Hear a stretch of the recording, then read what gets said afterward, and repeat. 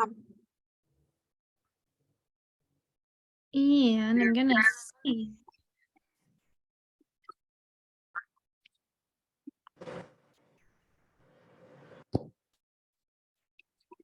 Make sure my volume.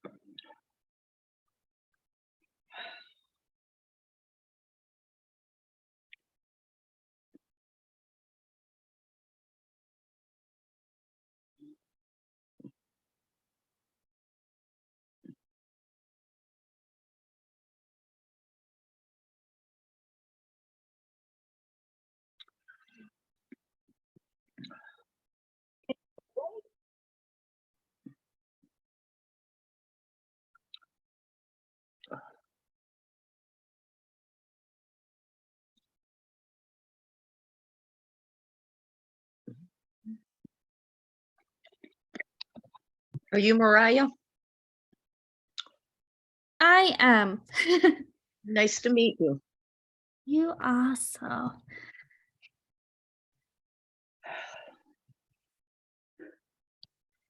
All right.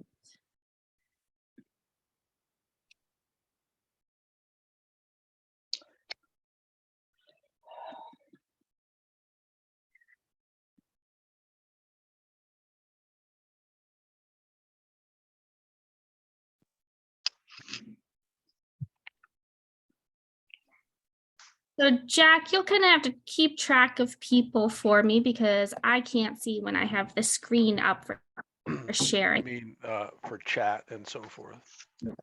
Yeah.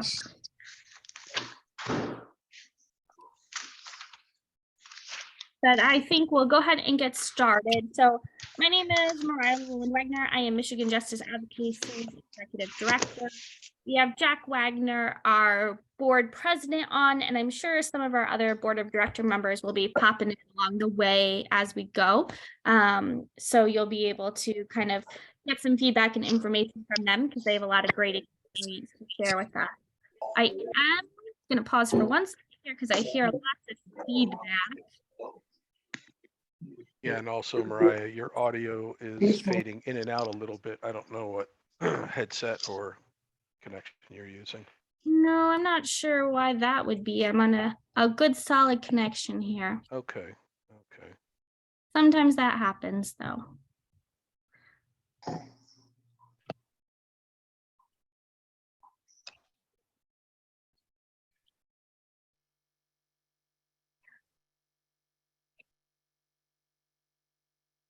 There you go. So Jack, you're also a co-host, so you should be able to help monitor things there now.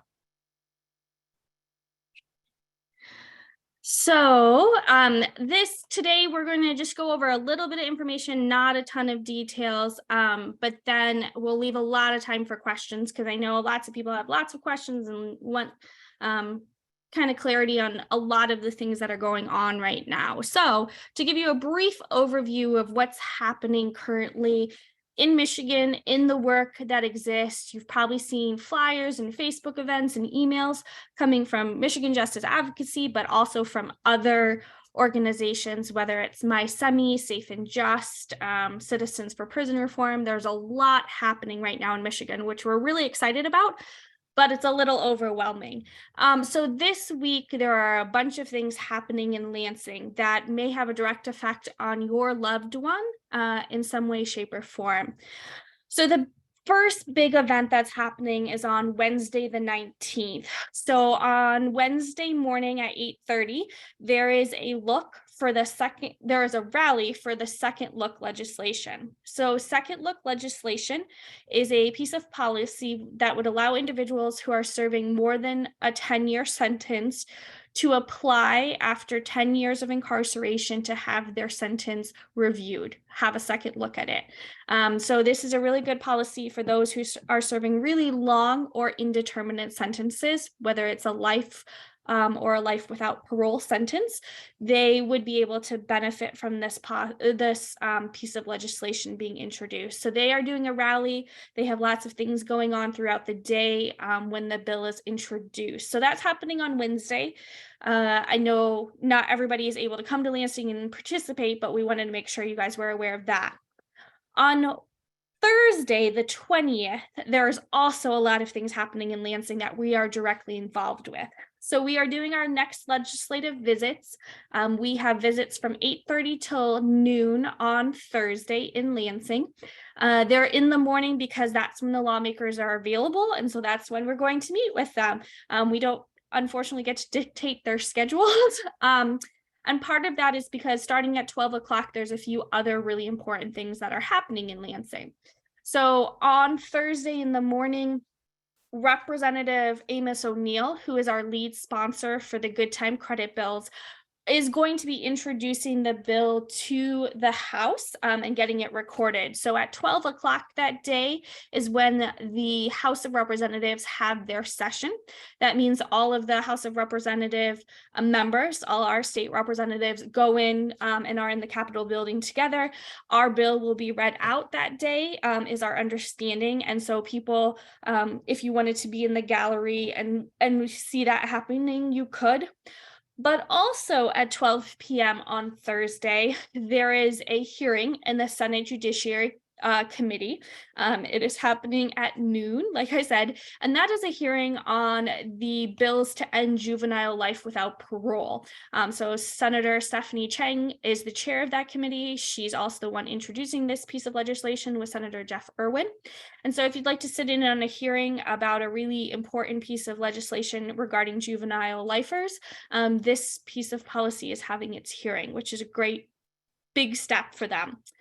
So while that's going on and the House is in session, we're going to allow you, if you want to attend and see those things, you can. If you wanted to grab a quick bite to eat, you could, because at 2 o'clock, we will be starting our rally on the West Capitol lawn.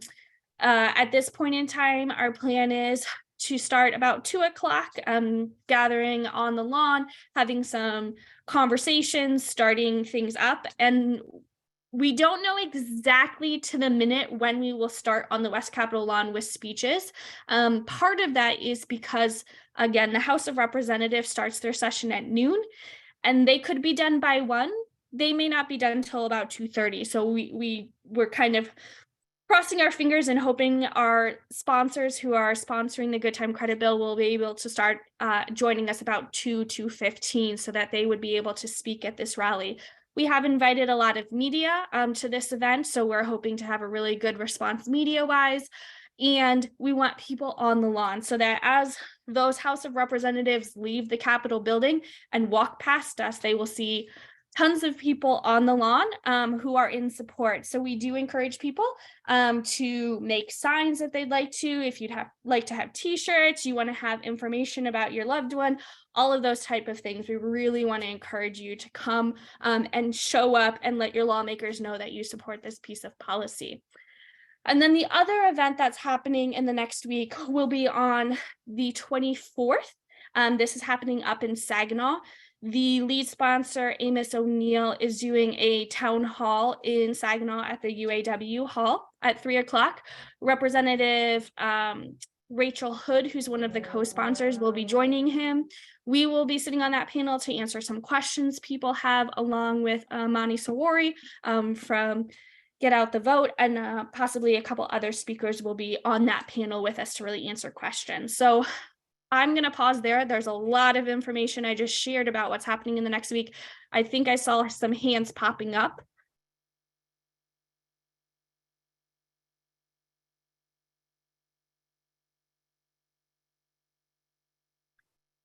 Was there hands or anything in the chat, Jack?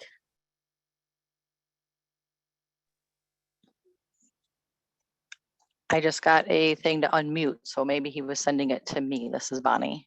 Okay, perfect. I was. Yeah, okay, thanks. Could you talk a little bit about like the comment cards for the hearings? Maybe give people an explanation of what those are. So if they're there, they could fill those out. If they can't stay, they could turn those in.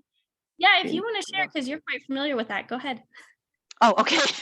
So yeah, so there are these comment cards. So when you go to a hearing, not everybody gets a chance to speak, but when you come out into the foyer, you'll see like usually right outside or right inside on the tables, there's comment cards and you can write in there, write your name, where you're from, and then you're able to basically they read all of those cards and they get submitted in.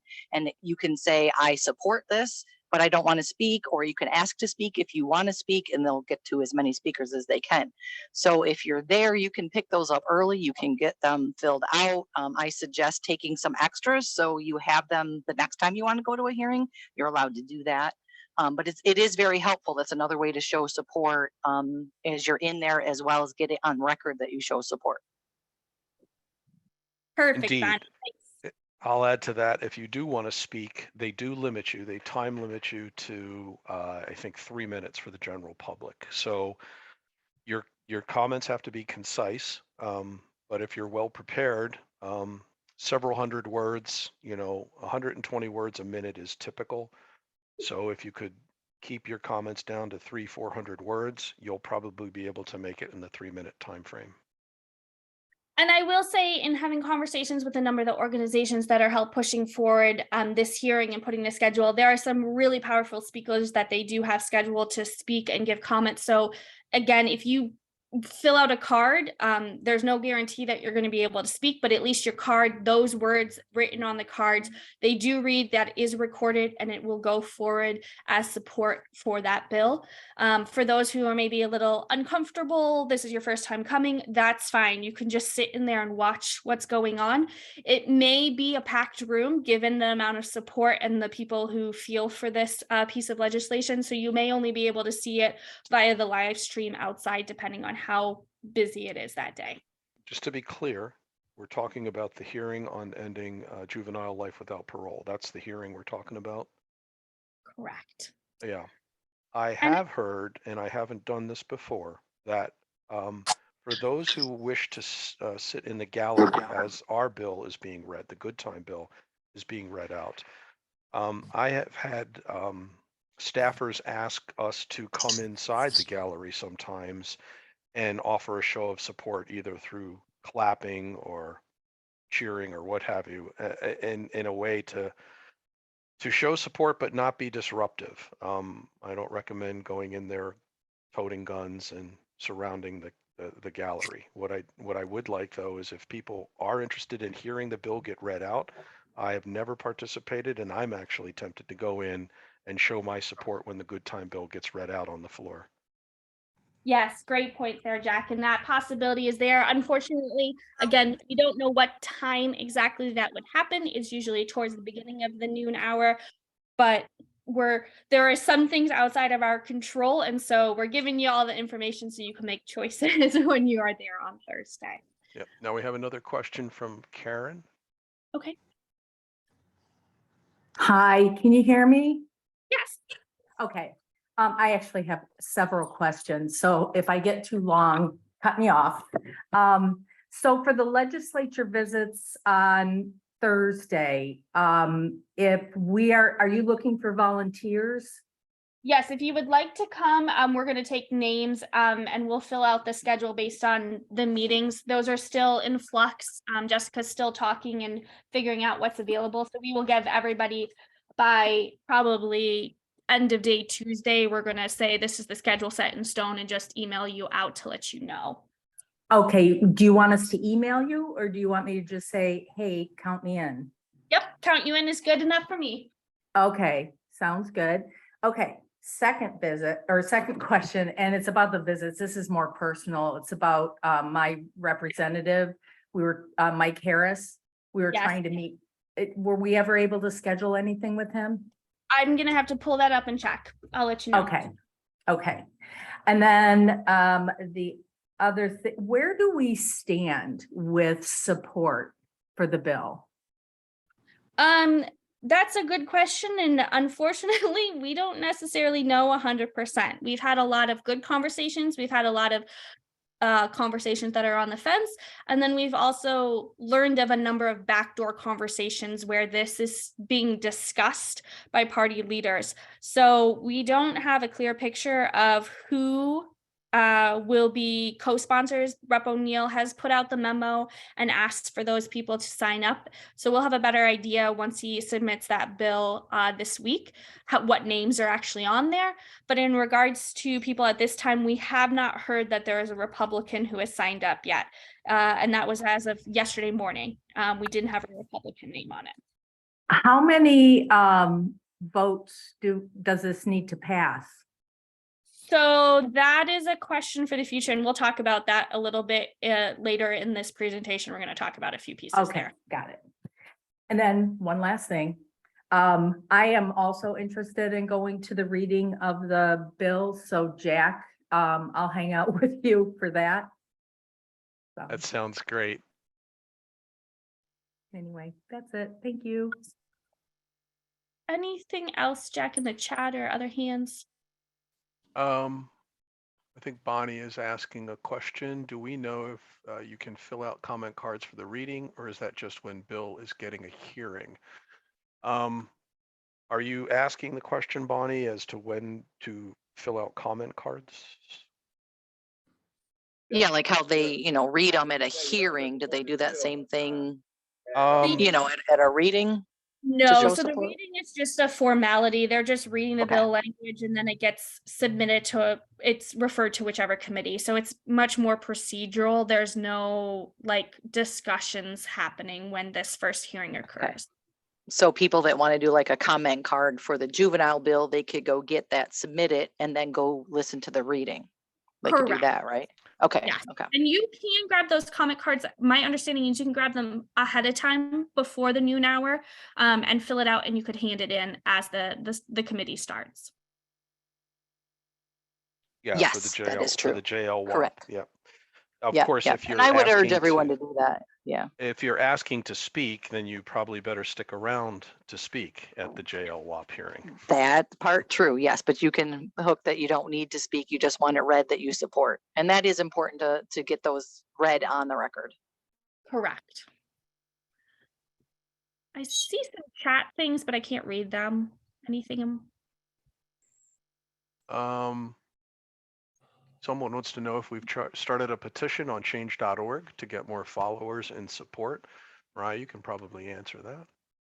We have not, and there's a couple of reasons for that. One, change.org is not illegally recognized in any way, shape, or form. And as an organization, we're not able to track the individuals who sign and find out their information to be able to reach out to them in the future. Change holds on to that data and information. So it's not very helpful for us moving forward to be able to continue giving them updates and getting them on our newsletter. So we do have on our website, you're able to sign up for our newsletter. If you sign up and fill out our email so that you can email your lawmaker, we have that information and then we can continue to keep you updated in the future. Sally is offering that she would be available for legislative visits. Perfect. I think I had her name from last time. And I think she's going to work on seeing Mike Harris as well, or getting a meeting. Okay. All right. I will move on to the next page. I'm sure we'll have more questions as we go. So some frequently asked questions that we're getting, we're just going to go over a few things. So for good time credit, we are talking about the bill we are working on introducing. Rep. O'Neill will be the lead sponsor putting it in. We currently have no bill number. There is no active bill. It is not in this current legislative session, so we don't have that number. That is happening this week. So Rep. O'Neill will introduce the bill to the House. It will be sent to a committee and a hearing will be scheduled for in the future. When that happens, we may get the bill number by Thursday. Most likely we won't have the number until early next week. That's just how it works in Lansing. Sometimes they happen quickly. Sometimes it takes a day for us to get the numbers. And since they don't work on Fridays, it sometimes doesn't happen till the next Tuesday that we get the number. In regards to committee, it is going to be referred to a committee. All bills get referred to a committee. Most likely ours will be the House Committee on Judiciary. Don't have a guarantee on that, but lots of conversations are happening and that's where we hope to have it. And a hearing could be scheduled once that has happened. Right now, just to give people an itinerary timeline feeling, The JLWAP bills were introduced at the end of February. They're now having a hearing this week. So that's about 6 to 8 weeks after they were introduced, just to give people a clear picture of how long that can sometimes take. Who does this bill affect? We've talked about this previously. This is only for people in the Michigan Department of Corrections. If you have a jail sentence, this does not apply. If you're on probation parole, not affected. If you're in another state or the federal system, this will not help them. So you have to be in Michigan. You have to have a numbered sentence. It needs to be a numerical. So if you have life or life without parole, this will not apply for them. It can be for any crime, any offense, any MCL that they've been charged with, and they're going to receive a credit for any month they did not have a class 1 misconduct in the past, or moving forward, they will continue to earn credit opportunities. So an example, if they have a 4-year sentence, which is 48 months, at some point over time, they have received 2 class 1 misconducts, they would be eligible for a 22-month reduction to their earliest release date to see the parole board. Everyone's circumstances are going to be different. Everyone is going to have different factors. And so we're not going to get into the weeds of everyone's individual cases, but I'm going to actually go to the next slide before we take questions, because there's a lot of pieces of information to talk about here. So how long does this take to go into effect? And Jack, if you can drop that in the chat from our website, just the how a bill becomes law blog post. There's a lot more detail on our blog post.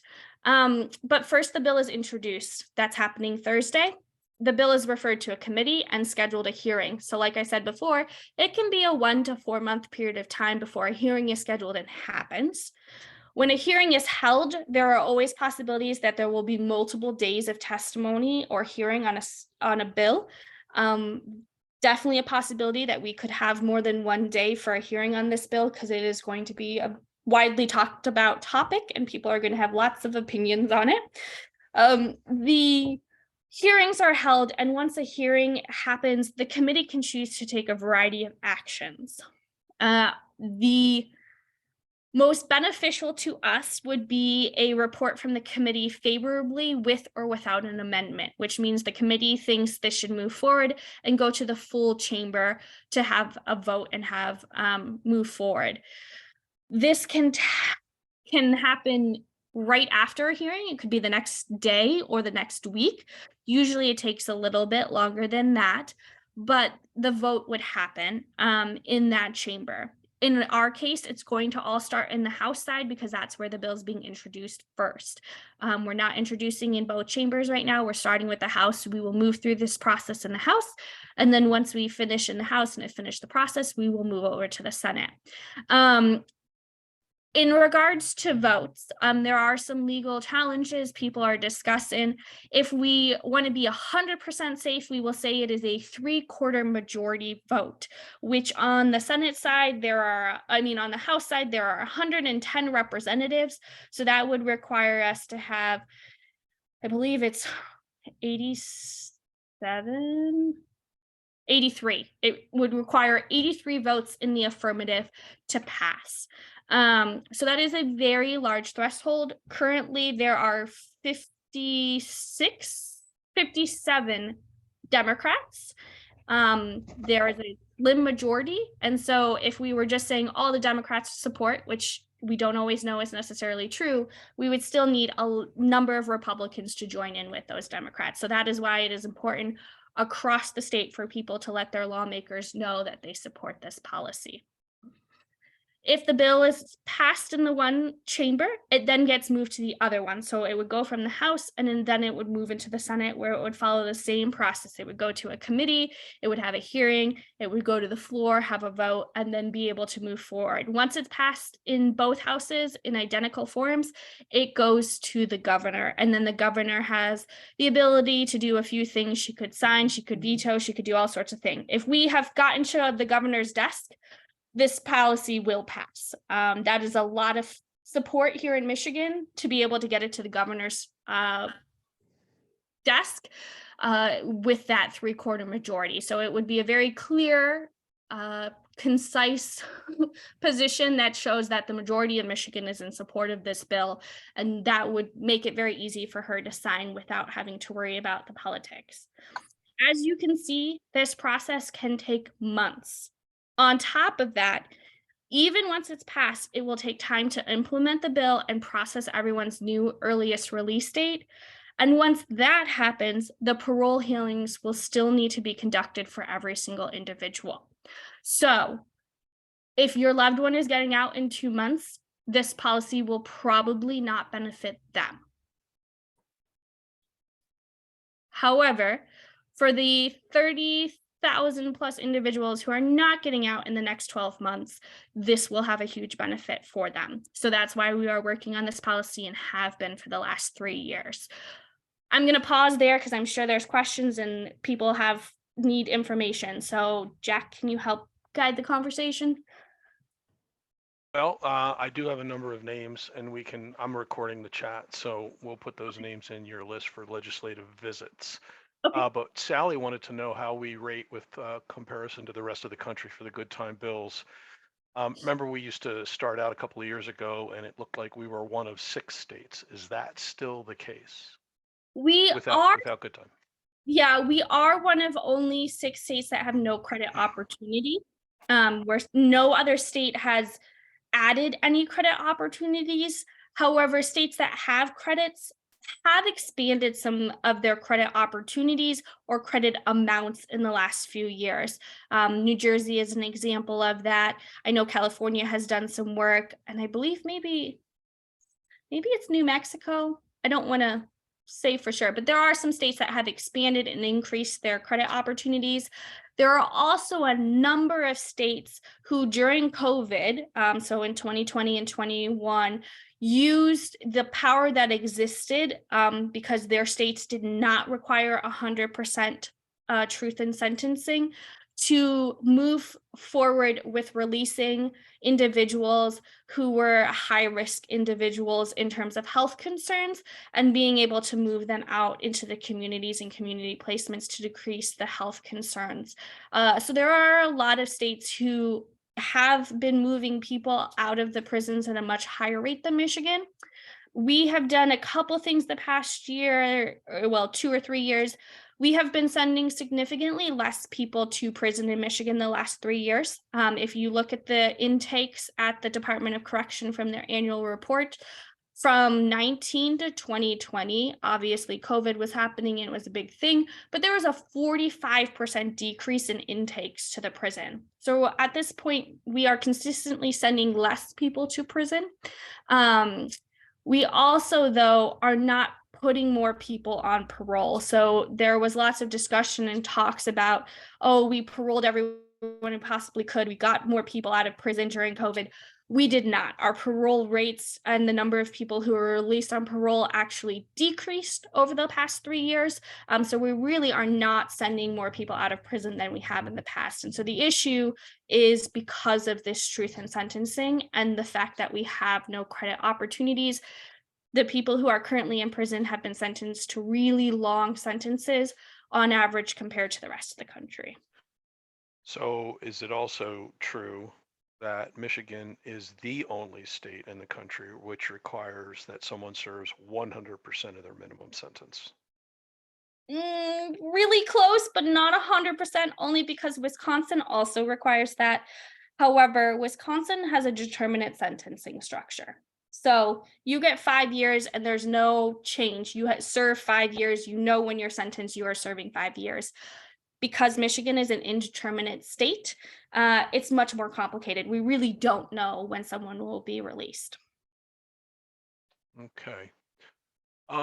Mary Ann Gorman would like to know why a simple majority is not enough to pass this bill. So the complicated reason for that is because the ballot initiative in 1978 that was on the vote in November of that year was because it went to a ballot initiative and the people voted on it. The law to repeal that removal of good time would require the 3/4 majority vote.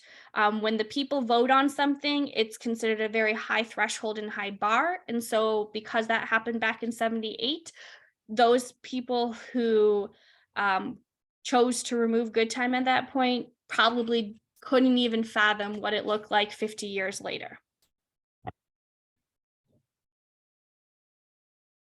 Does that help, Mary? Sorry. Yes, Mary Ann? thank you. Thank You're you. Yep, welcome. thank you. And Norma Davis provided a prison reform redemption map. I think it shows the different states around the country. I'm trying to open that now as we talk, but I don't see any other outstanding questions in the chat. Anybody still have their hand raised? I see Karen's is still raised. I don't know if that's from last time. Actually, I do have another question. Yes. We had, in one of our earlier town halls, we had talked about some of the issues that legislatures have with good time. One of those potentially being, can the parole system handle it? Do we know where we stand with why people don't support it? So there's a few reasons, and most things boil down to kind of, I would say, 3 things. The first one being the idea that 100% truth in sentencing, the idea that when someone is sentenced, we have some type of guarantee of how long they're going to be incarcerated for, and to do anything else because it's truth, we've told the truth, anything else would be a lie. And so that is a very common explanation people use. It's not really a valid explanation when you look at other states have truth in sentencing in some way, shape, or form. And it's very clearly spelled out at the sentencing that, okay, here is the sentence the person is receiving. Here is the soonest they could be released if they were to earn all the credit opportunities they have. So it is very possible to do that and do it in a very truthful manner. The second major one is there are a lot of people who truly believe punishment and being tough on crime is the goal of the prison system. And so we had a representative who said, I don't want to reward criminals. So the idea that in any way, shape, or form, providing opportunities, incentives, hope that to individuals who have committed a crime is not necessarily within their heart right now. Is there a possibility we could change that culture? Absolutely. But it definitely is a very ingrained idea that if you've ended up in prison, you deserve it, and we should never give you any hope, redemption, or grace. And then I think the final one is lawmakers are scared and they're afraid to appear soft on crime in any way, shape, or form. They believe being tough on crime is what people want. But the reality is that when it comes to the criminal legal justice system, a lot of what we do is not based in any science or facts. It's just people responding to fear. So the length of a sentence has no scientific basis. We've just decided as society over time to continue changing and tweaking and deciding how long we're going to sentence someone to prison for. Or over time, our culture has changed and we've decided something that was a crime is no longer a crime, marijuana as an example, or something that never existed previously is now a crime. We didn't have cyber crimes in 1980. Now we do have cyber crimes because they exist.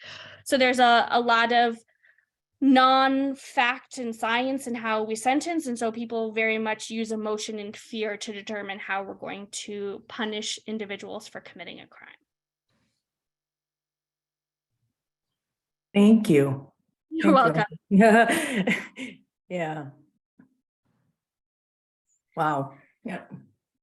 Okay. Not seeing much more in the way of questions. Mariah, is there more material that we want to cover? Yeah, there's a little bit. So the things that we are asking for your help from, there are 30 something of you on the call today. We have about 11,000 people who have signed up for our newsletter. We have 2,000 people who follow us on our Facebook and socials. We need all of those people to email their lawmakers here in Michigan. And so if you are in Michigan, you have a loved one in Michigan who's incarcerated, we want you to email your lawmaker. And the reason for this is they read these emails, they get these emails, they know that they're receiving a lot of them. And for those lawmakers who receive a lot of emails from their constituents, it's clear to them that this topic is important to the people who voted them into office, or who maybe didn't vote them into office, but if they do support this, we'll vote for them next time. So right now we've had, I think, almost 2,000 emails sent. Every single representative and every single senator in Michigan has received at least one email from a constituent, but the more emails they get, the more they understand this is an important topic for their constituents. And then right now we have our rally on April 20th. So this is upcoming. If you cannot attend, we fully understand. However, we did try and make it as much as we can in the afternoon. So maybe taking a half day if possible from work and coming up and being there. So we will help you. We will give you the material and information to be able to talk to lawmakers. Even if we don't have a formal visit scheduled with your legislator, you can still go up to their office. You can still talk to their front desk staff. You can still leave them a support card or a flyer saying, hey, I live in this district, I vote, I pay my taxes here, this is what I want. I am here in Lansing today asking for it. And then as we move forward, there are going to be more of these town hall opportunities where, like the 24th, we're talking with Rep. O'Neill and Rep. Hood on town hall panel. There are others of those that will be coming out in the next few weeks. So we really want to uplift the message, share, and keep putting that pressure on the lawmakers, because like we've said, we need 83 representatives to vote in the form of a yes to move this forward.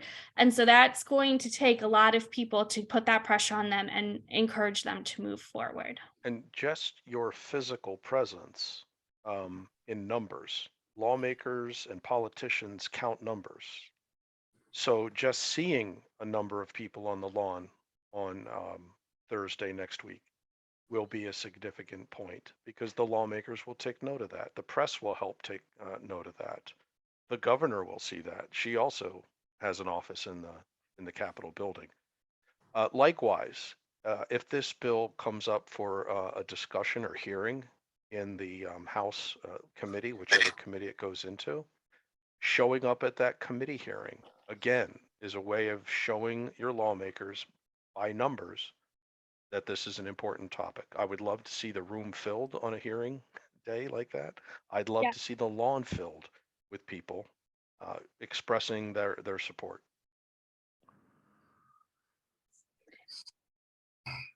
So Jack, I know you said you were getting everybody's name who was interested in joining us on Thursday morning. So I'm going to stop sharing here for a minute. And if there's questions or people have more information they want, that's what we're here for. We're not putting a lot of information out there. It's very basic. Okay, if you're looking at the chat log, I can address Mary Ann's question about the same kind of majority required in the Senate. Yes, this will require the same kind of support in both chambers in order to basically overcome what was done in 1978. Thank you. Mariah, the talking points that are being developed and I've seen in our shared folder, how is that going to be made available for folks? We're going to have some flyers on Thursday. We also have someone, so it's not just Michigan Justice Advocacy on Thursday that's supporting. We have a number of other organizations who will be coming with us. So Safe and Just, Michigan Liberation, Michigan United. There are a lot of organizations who are coming on Thursday with us. And so we have a person who will be wrangling the media and be a media liaison to make sure that we can answer the questions properly and they're directed to the right person. So we will have our general one-pagers that you can answer your questions and have your general talking points, but we also have someone who's going to kind of manage and wrangle the media. Mm-hmm. You asked me to drop something in the chat box, and my internet's not cooperating with me. Would you mind doing that? And then I can address one of the questions from Laura, who says we've already sent emails. Is there anything else we can do? I don't know, Laura, if you know who your representative is, but if you do, and you personally reach out to them, and then either through phone calls or in person, I always like in-person meetings, but that's an effort, right? You got to get to Lansing, you got to book a meeting. A phone call is the next best thing, and then another letter directly from you to them if you want to continue showing that support beyond just the letter you've sent from our website. If you could develop a relationship with your representative to the point that they know you by name, that is excellent. And with Okay, that, thank you. you can also send the email form every week. It's okay for them to receive emails every week or call their office and talk to their staffers. The phone calls are pretty powerful for their staffers. And I say this quite kindly, but they pick up the phone and they'll feel overwhelmed if they have to keep answering the phone and answering the same questions from constituents who say, hey, I support this. What are you doing? Hey, I support this. What are you doing? So I do highly encourage, if you've already sent the email, you can do it again, but you can also call and bug their office directly too.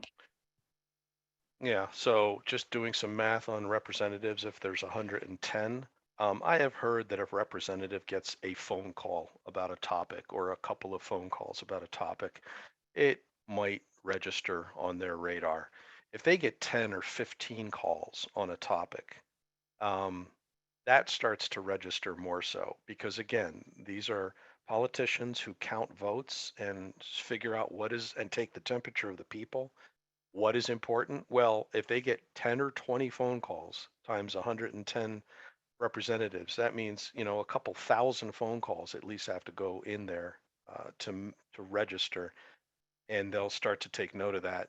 Pick up the phone, find a moment in your day to call your representative and just voice that support. Like Mariah said, they have to answer the phone.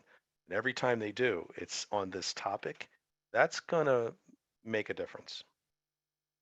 So for a couple of people if there's a way to see if your representative already supports the bill, we have the list of the lead sponsors of the bill. I have not gotten the final list of co-sponsors because they are still waiting for offices to respond. So until Thursday, we won't really know if they actually support or not. But if you have a specific representative, we can maybe give you some feedback because we've met with over half of them, so we have a general idea. And then Bonnie, when actually people send those emails, they are sending them both to their representative, their senator, the attorney general, the secretary of state, and the governor. So that email form, you fill out your contact information and it goes to all of those elected officials based on your address in Michigan. So we are, like I said, the governor and the attorney general have received quite a few emails about this topic. I wouldn't be surprised if they're filtering us out at this point.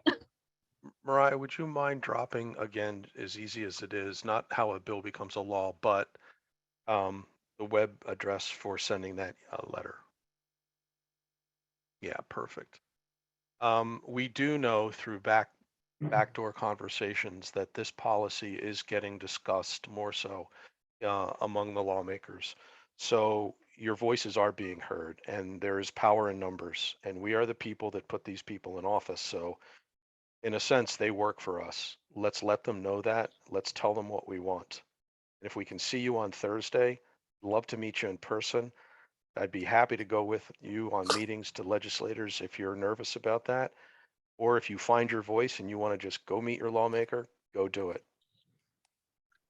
I think I saw something from, was it Jennifer? Yeah, Jennifer. Hi, how are you guys? Good. Good. How's go ask the question. Go, hurry up. Ask the question, babe. Oh, the question was, have you guys considered including Class 2 tickets in your proposal for the Good Time bill? This is coming from somebody that's actually incarcerated. Reason being, is because what will end up happening is if it passes, when it passes, the institution, the COs will stop writing class 2 tickets. So you'll have guys going to the hole for things that they don't necessarily deserve to go to the hole for, because all class 1 tickets mean you go to the hole. So instead of writing class 2 for small infractions, they'll upgrade to class 1 because they know they'll put your good time at risk, and you go to the hole. So you get double punishment, and you have guys who additionally toe the line who might, consider doing something bad because it's only going to be a class 2 ticket and it won't affect their good time. So they figure like, well, I can get away with doing this. I can get away with doing this because it's not a class 1. And so you got guys who kind of toe the line who will actually, instead of them reining them in some, it'll actually aid them in, determining what they are capable of getting away with, because it won't affect their good time. And so I believe, and this, like I said, I'm incarcerated. I believe including class 2 will help guys stay more on the straight and narrow than only including class 1. In addition, it'll keep COs from upgrade class 2 tickets to class 1 because they know it's going to affect their good time. It's a very interesting point. I hadn't considered it. I don't know if Mariah, you considered it, but I see what he's saying. And the problem would be these unintended consequences of somebody in a position of authority trying to derail your ability to earn good time from inside the facility.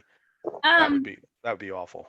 We know that could be a factor. We have had discussions. We've also discussed the idea of originally, when we first wrote our policy 2 years ago, we spelled out exactly what the misconducts were, and we were told we couldn't do that because it's a policy directive of the definition. So there is definitely a possibility that things could change or be modified, but we want to leave it as narrow as possible so people can have the most opportunity to earn credit as possible.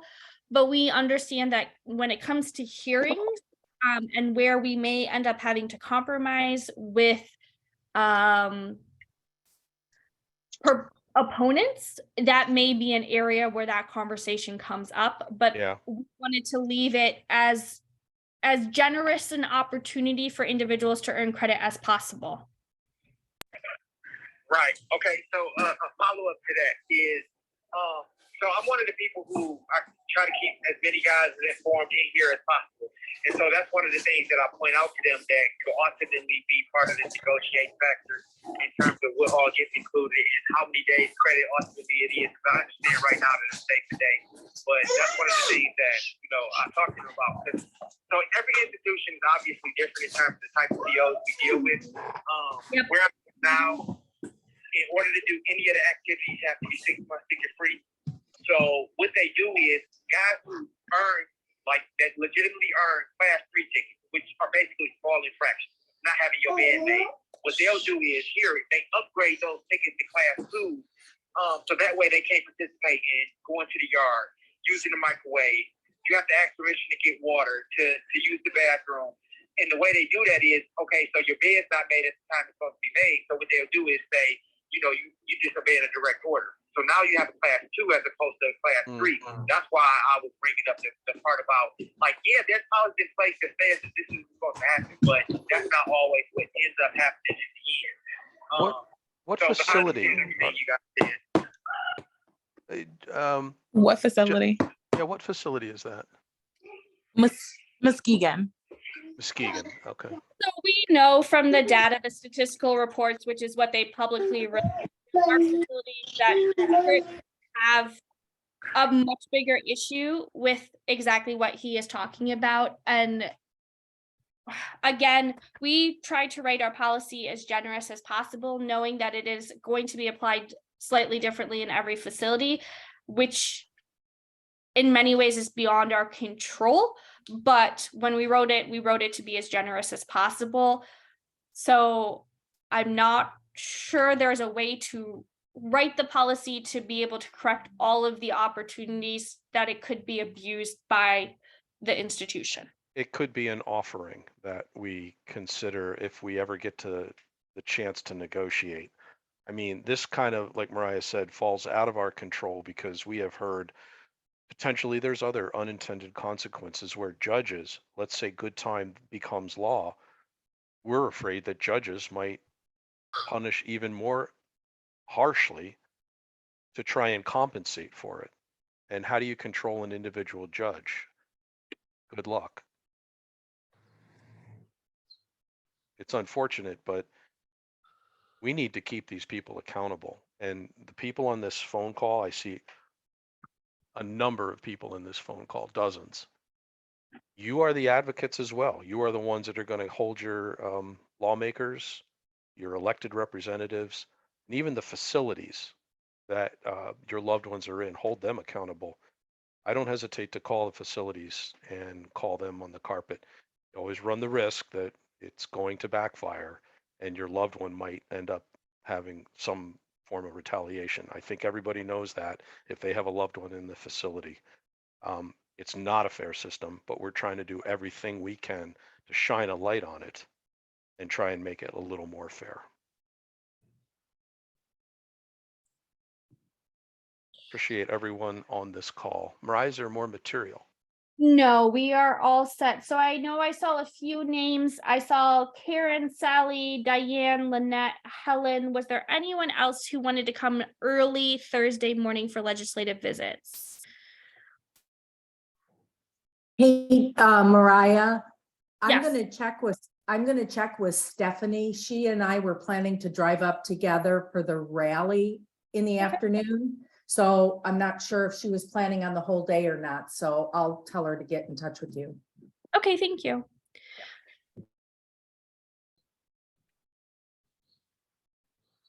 Hi, Mariah. Yes. Hi, I'm Kama Patel. I'm General Counsel with TARP, and I wanted to be there also for the legislative meetings in the Perfect. morning. Thank you. So I will. Want me to put it in the chat, my name?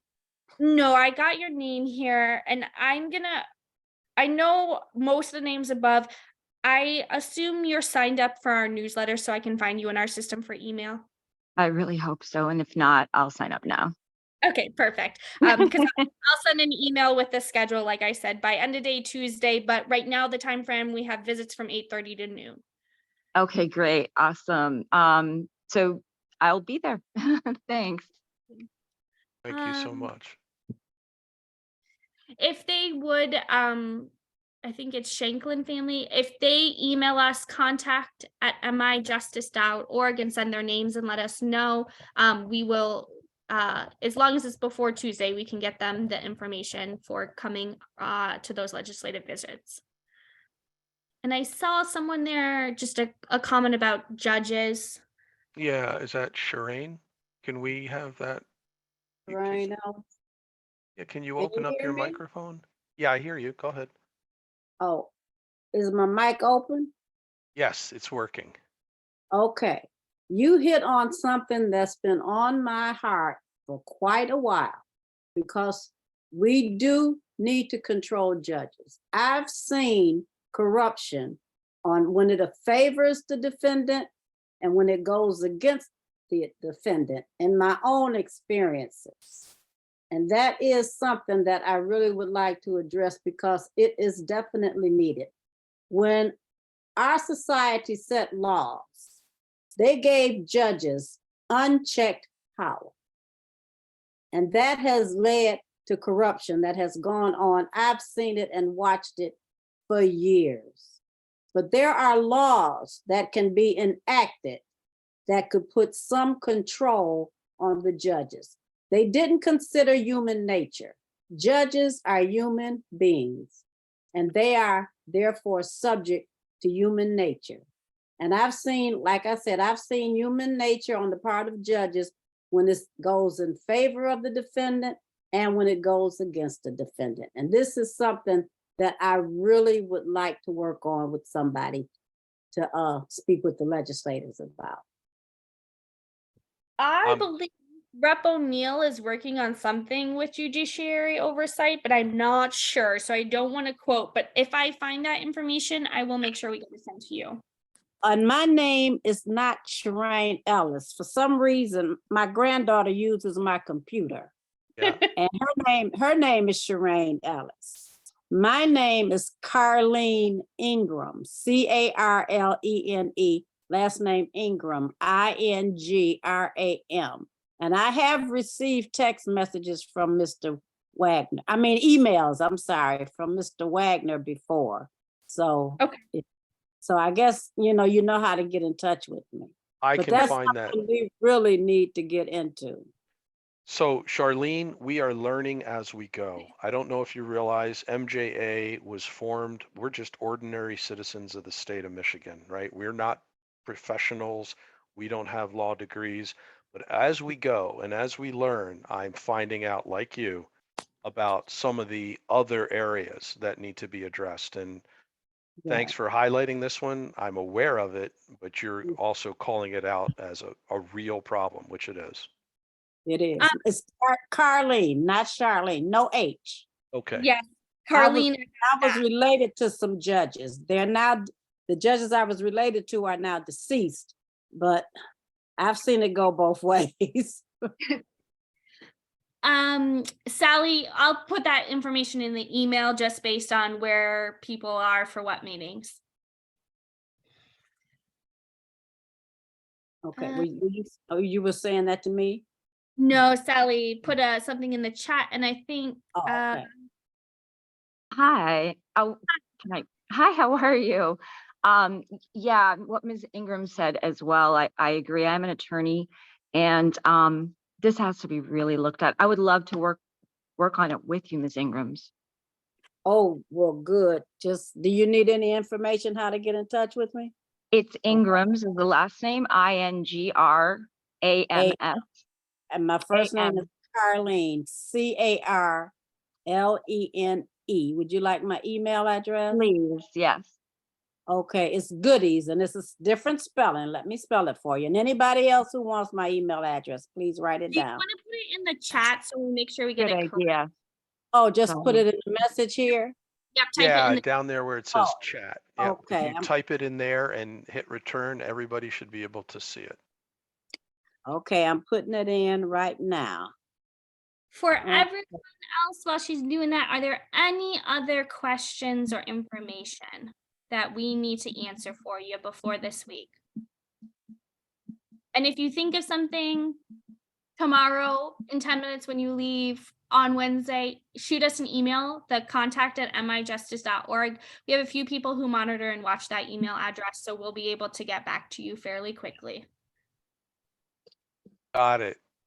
Carlene, I see it. It's in there. Okay, we're gonna get busy. There's a lot of work to do. Hello. Okay. Hi. Hi. I have a question too. Is there, I missed part of the meeting, so where is the good time? Where does it stand right now as far as the bill being passed? You've missed quite a bit. Yes. Yeah, I did. So Okay. in a nutshell, the bill is getting reintroduced for this legislative session. It is getting introduced next Thursday. That's the big event that we're excited about and going to attend in person. If you're available to come up to Lansing on Thursday afternoon, April 20th, we're holding a rally on the west lawn of the Capitol building, and the lawmakers who have sponsored this bill and will be actually formally introducing it on Thursday will also come out and address the public as well. So we're going to have speakers lined up to talk about the need and the reason for this bill. And then we'll have the lawmakers themselves speak. And hopefully the more people that will show up, the better, so that we can send a clear message based on numbers alone of how many people support this. So if you're available, please come. Okay, in Lansing, you're talking about the Capitol? Yeah, the Capitol Oh. building right there on the lawn, west lawn, I think it is, right, Mariah? Okay. Capitol. Correct. Okay. Starting at Well, 2 p.m. 2 p.m. Okay. 2 p.m. on the west lawn. Okay, and Are you close to Lansing? I'm in Detroit, so like an hour or so away. Yeah. Is will this be televised anywhere? Will it be where I can, where people can see it, or? It will be live streamed on our Facebook, and then the media will be there. So there's definitely possibilities you may see us on different evening news. Signs are Okay. welcome, Sally, so you can definitely bring a sign. Okay. Okay. Is there anything else that I missed? I'm sorry, just a couple things. I hate to send you backwards, but I was just able to get to the phone. Yeah, so we did record this message, so we'll be sending that out in the email. So you'll be able to watch from the beginning all the information we talked about. But the general important stuff is Thursday, we are there for the rally and have some legislative visits. Okay, so this will be in the advocacy email. Correct. You'll see it on Monday come out, and we'll probably post it on our social media tomorrow once it's been recorded and processed. It takes a little bit of time. Okay. Okay. And also, who is eligible to get to receive this good time once So it's that's been passed? also in the recording. So we talked about all of that. Oh, So yep, we covered that before. So I would watch the video from the beginning. The first half hour has all those details. okay. All right. Thank you. All right. Well, thank you for everyone who spent the last hour with us. Like we just mentioned, it will be on social media in the next 24 to 36 hours, and it will be in the Monday newsletter for those who missed part of it or you want to share or send to someone else. Otherwise, send us emails if you'd like to join us for the legislative visits on Thursday morning. Otherwise, we will see you on the Capitol lawn on Thursday, and we hope everybody enjoys the rest of this beautiful spring day. Yes, it's pray gorgeous. for good weather on Thursday. Perfect. Have a good Absolutely. Excellent. Well, thank you, everyone. Have a Thank great you. day. Thank you. You too.